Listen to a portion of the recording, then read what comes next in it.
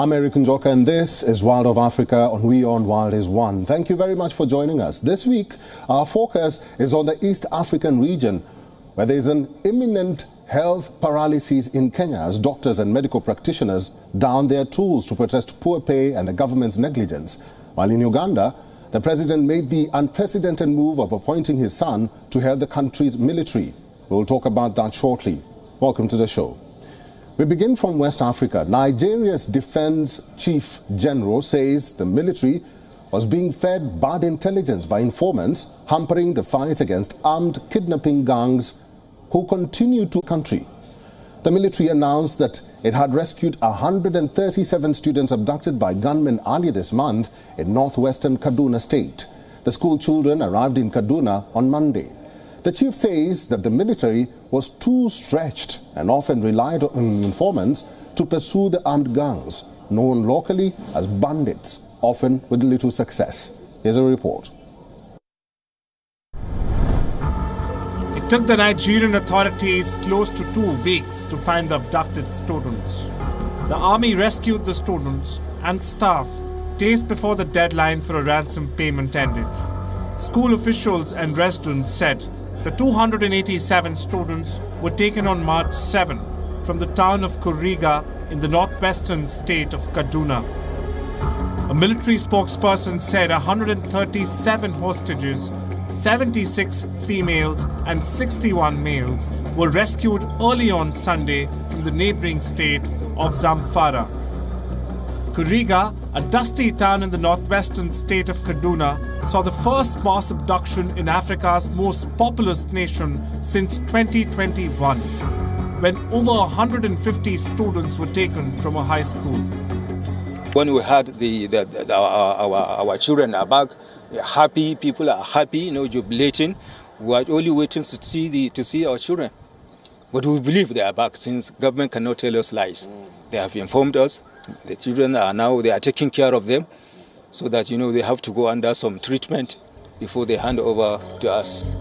The students were reportedly freed in a forest and were escorted to Kaduna's capital for their medical tests before being reunited with their families. Kaduna Governor Ubasani earlier put the number of kidnapped at over 200.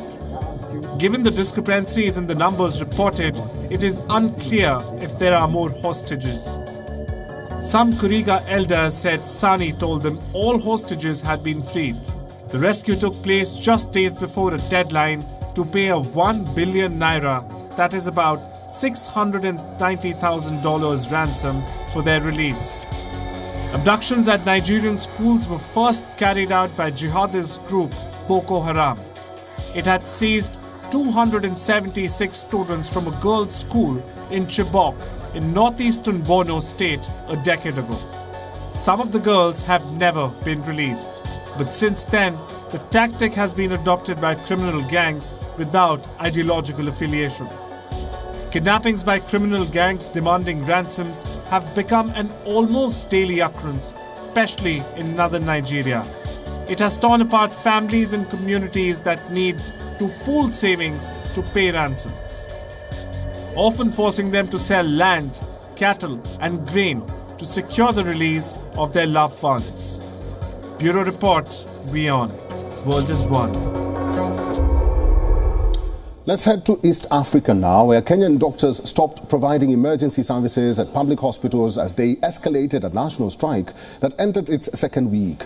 Thousands of doctors have stayed away from hospitals over poor pay and working conditions, despite a court order calling for talks between the doctors and the health ministry. Here's a report from Nairobi.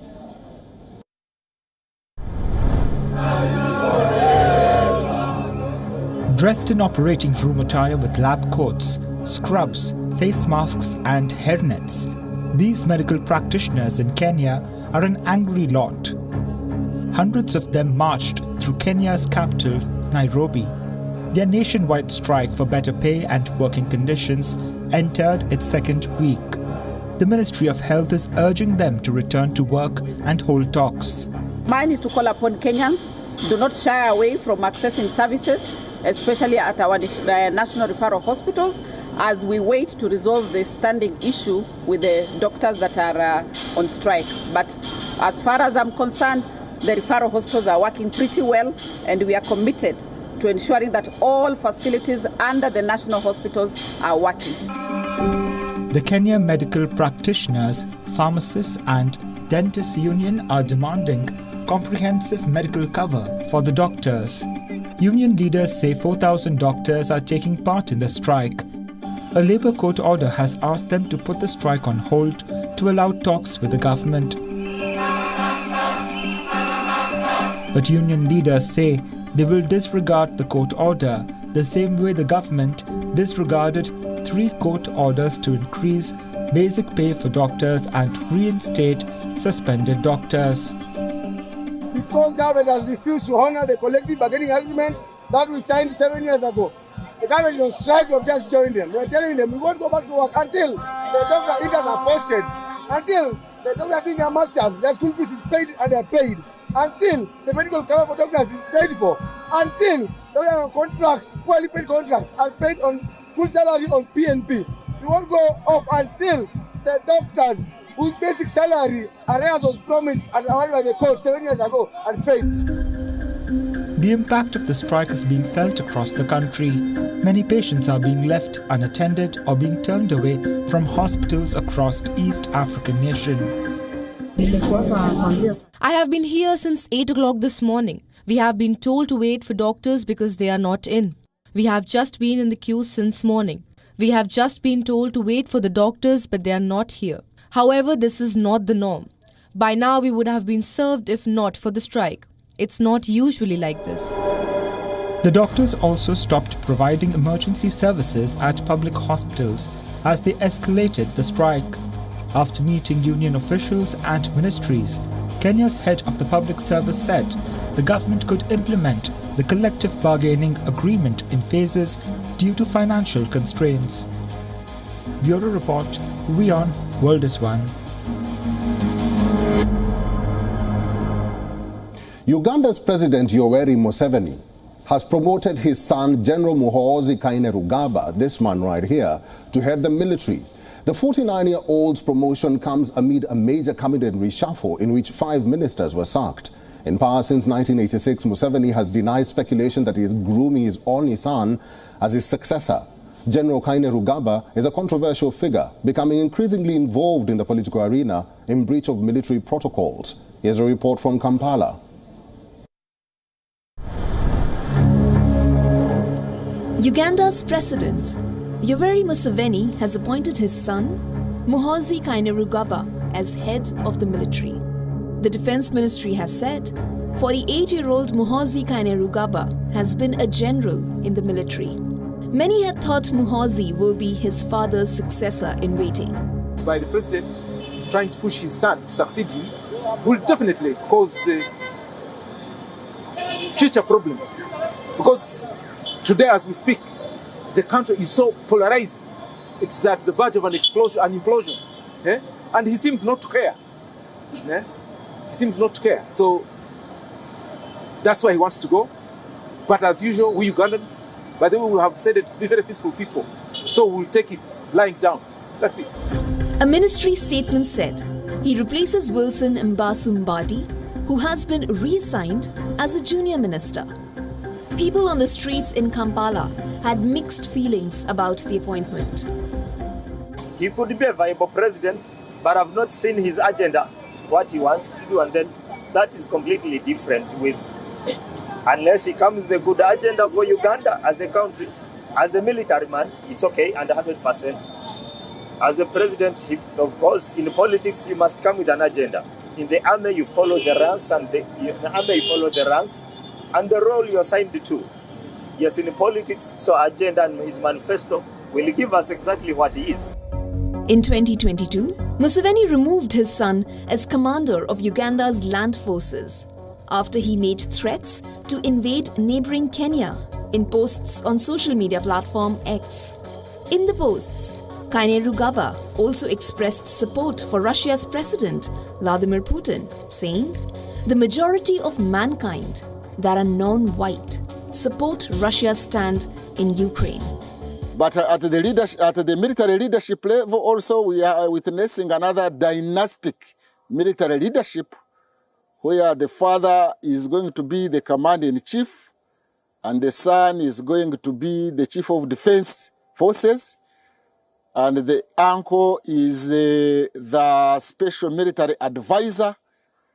And that is not a surprise in the patronage politics of Africa, where informality takes over formality on the continent of Africa. Unfortunately, that one undermines institutional growth, political institutional growth. Ugandan laws bar serving military officers from involvement in politics. However, Kainerugaba frequently trades barbs with opposition politicians. He has formed a pressure group that is mobilizing political support, drawing criticism from the opposition. Uganda is due to hold its next presidential election in early 2026, and Museveni is widely expected to seek re-election. Bureau Report, WION World is One. South Sudan has long been hit by climate change exacerbated disasters like recurring droughts and floods. Now extreme heat is forcing the world's youngest nation to close its schools. The authorities have ordered schools across the country shuttered because of a wave of excessive heat that is expected to last at least 2 weeks. Temperatures are forecast to reach 113 degrees Fahrenheit, far above the 90-degree highs typically experienced in the dry season from December to March. In South Sudan's Terekika, fishermen and their businesses are suffering under a severe heat wave in the small fishing village north of Juba. For communities living on the Nile, fishing makes up a significant part of their livelihoods. But many fishermen now have to throw away most of their catch as temperatures spike along with the cost of ice used to keep the fish fresh. Ayub Gimba Richard is a fish merchant. He buys fish from the local fishermen and brings them to the market. His business allows him to support his family, including his 4 children. However, Richard and his associates have spent the past few days watching helplessly as much of the catch has to be discarded. Ayub says the rising price of ice is making things more difficult because they need to buy more of it than usual in efforts to save whatever little fish they can. We used to buy a block of ice at 6,000 South Sudanese pounds, but now a block of ice is 35,000 South Sudanese pounds. A block of ice is not enough to preserve the fish. It needs 2 or 3 blocks, and this is costly. And to make a profit out of this is hard. It's very hard.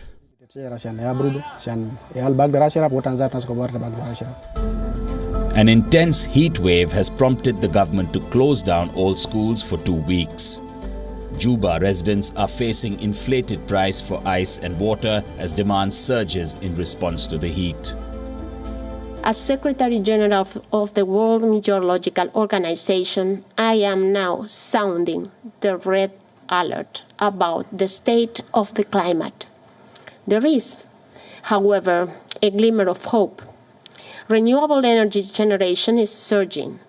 In 2023, clean energy capacity additions increased by almost 50% over 2022. The 2023 recorded between 80% to 90% of the ocean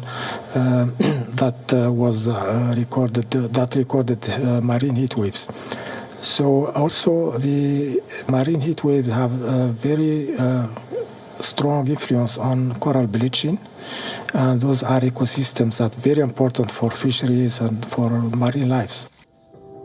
Muslims in South Sudan's capital city Juba are observing the fasting month of Ramadan under extreme heat. But community leaders like Sheikh Rifat Juba Abdullah Omar say they are finding ways to cool down while abstaining from food and water. To cope with the heat, Omar, who runs Suk Militia Mosque, says most people prefer to drink more water than eat food during iftar, the time when the fast is broken at dusk. Fans are installed in the mosque, but there are power outages. Ice blocks are deployed around to cool down, but the high demand means prices have gone up. Yes, fasting during a cold season is different from fasting during a hot season. We acknowledge that there is a problem. All the people you see here are tired. I'm also tired. The rise in temperature affects the human body. The World Meteorological Organization reported in 2022 that record high temperatures in the past few years are driving the frequent heat waves like the one felt in South Sudan. Experts say this is a result of warming global temperatures. Bureau Report, WION World is One. Researchers in Kenya are developing an artificial intelligence app which they hope will accurately diagnose tuberculosis and possibly other chest infections. They are seeing whether the software can distinguish between coughs of people with the disease and those without. Here's a report from Nairobi.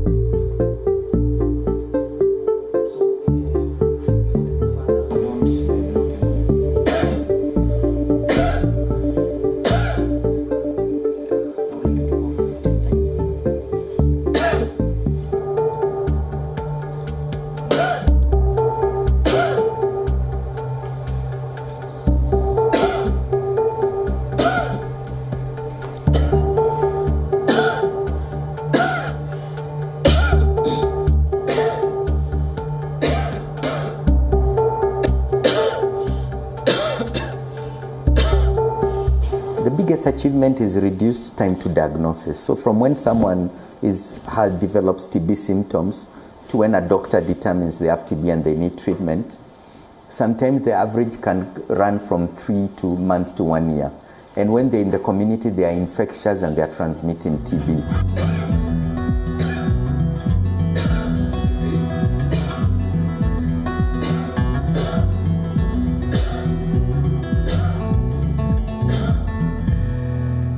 A trip to Morocco is not complete without a visit to Marrakesh. Now, a new generation of social media influencers, these two here, are making sure the historic city's hotspots are promoted to their peers across the globe. The rooftop view of Jama Lefna Square, Marrakesh. It's an iconic image snapped again by visitors to the city. One of these young social media influencers are making sure that it remains in people's Instagram, Facebook and TikTok feeds. Ibrahim Agunu works to promote the city on Instagram. He is one of an increasing numbers of young Gen Z people who are turning to content creation in Morocco. Fellow influencer Abdeluret Ibalal posts his videos to Facebook. Both local to Marrakesh, the pair have fun hanging out in the city, shooting and posting anything from juice bars and shops to historic buildings and mosques to attract young people to Marrakesh. We are the youth from Gen Z, the generation of the social media generation. Marrakesh, the internationally known tourist city, tempts young people to visit it in order to create content. Here we have the opportunity to explore the city and also to create a fan base, no matter how small or large it is. The most important thing is to create content to influence young people. Marrakesh traditional riads are a haven for Gen Z influencers. Here they sip Moroccan tea, exchange ideas and publish the videos on social media platforms. We are trying through social media and official pages that we have to market this city because it consists of many places. As you can see, we are now in Jama Lefna Square. There is also the Minara, the Kutubia and other monuments that we can market through social media so they can be recognized by the people who have never visited it before. It's a dream job for Agunu and Ibalal, spending their days visiting the coolest new hangouts, posting as they go along. But it doesn't always go smoothly for them. As Agunu explains, they often face sharp criticism from older generations, unhappy at their constant use of smartphones. We, as influencers, have the opportunity to get to know new places and people, as well as different cultures. But sometimes we encounter people who reject the idea of taking photos or filming, and this is what makes us feel harassed. They do not accept this development and are keeping up with social media. This is one of the most prominent problems we face as influencers. One of those positives is the exposure Ibalal provides for his beloved football club. For him, the Quakhab Club of Marrakesh is one of the most important sites in the city. For now, both influencers work in Marrakesh, but they say they hope to expand to other cities in Morocco and abroad if the opportunity arises. Bureau Report WION, World is One. Set against miles of mesmerizing sand dunes, Namibia's seaside resort town is seeing a boom in sandboarding, buoyed by a near doubling of the numbers of cruise liners docking at nearby Walvis Bay last year. So what is sandboarding? Let's find out in this next report.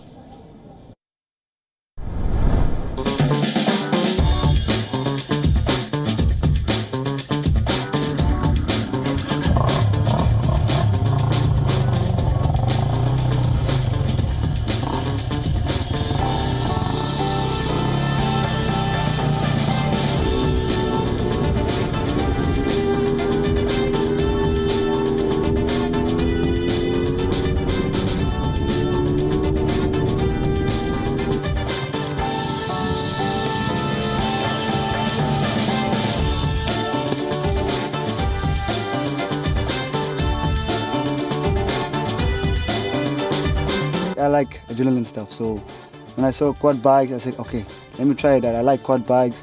But then if you do it like, the later stage, driving quad bikes each and every day, you get bored. But the nice thing about the job actually is like the people you meet every day from all over the world.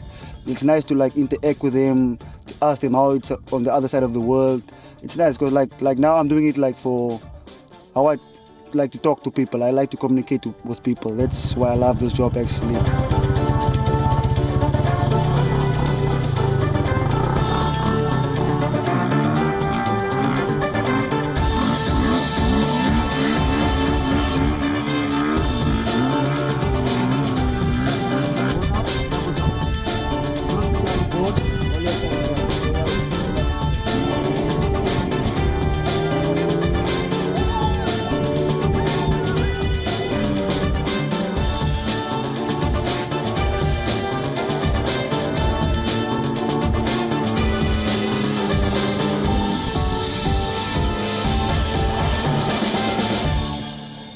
Thank you very much for watching this week's episode of Wild of Africa on WION Wild is One. My name is Eric Njoka, and until next week, get in touch with us on all our social media platforms and tell us what you think about the show there. I'll see you next week. Goodbye for now.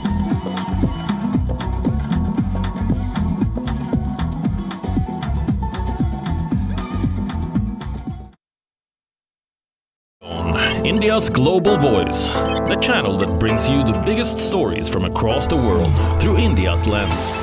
Now available in more than 190 countries worldwide. Because we believe that the world is one. Watch us in Africa, Europe, USA and Canada, South America, Asia Pacific, Middle East and North African regions. Also available on these digital platforms across the world. WION. World is One.